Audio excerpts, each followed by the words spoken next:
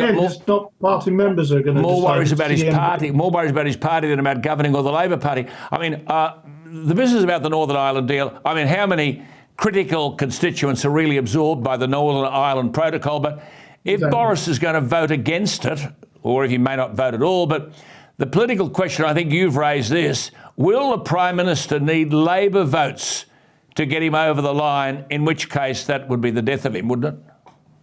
That would be, yes, that would, and that would be very problematic indeed. My reading of it is that he won't at the moment, but you never quite know. And to go back to the budget, if that goes wrong today, that might inspire a few more to vote against you can't be the raising Northern Ireland thing. You can't be raising taxes and growing the economy. You can't raise taxes and grow the economy. Exactly. Then you've got the trial. The budget's a big one. Then you've got the Privileges Committee, the trial of Boris, starting its inquiry into whether Boris misled Parliament over Partygate. Has the thing we talked about last week, I find this amazing.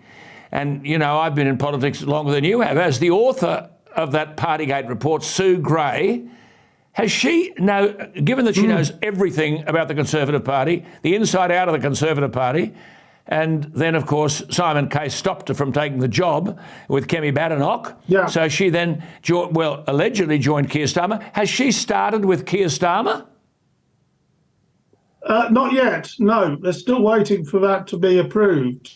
I mean, it may be months or even years before she's allowed to do it. So, but wouldn't Sunak say to Simon Case, the cabinet secretary, listen, sorry, I know you didn't approve of Sue Gray, but I'm overruling you. I'm saying she's not going, she's staying here. Well, the trouble is she's resigned from the civil service. Oh, she's resigned? She's actually resigned from the civil service. Right. She resigned just over a week ago. Right. The issue is that civil servants aren't able to walk straight into other jobs until they've been approved to do that, because of lobbying interests and all the rest of it. Yes. So she's probably looking at a delay of at least 6 months, maybe 2 years, up to 2 years before she's allowed to work for Keir Starmer. So it's astonishing. But I mean, yes, but this goes back to the problem. I mean, it was a real blunder from Sunak, I think. Yes. Is to say, look, Simon, we're going to let her be Kemi Badenoch's chief civil servant in this department. Keep your hands off. You know. How do you read the view of what we call the red wall seats up there in the north that Boris won?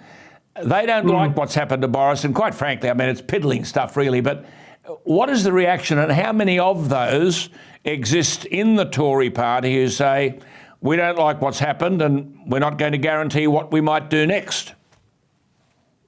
There are a few, and actually I think the Boris issue is a very tricky one for Sunak.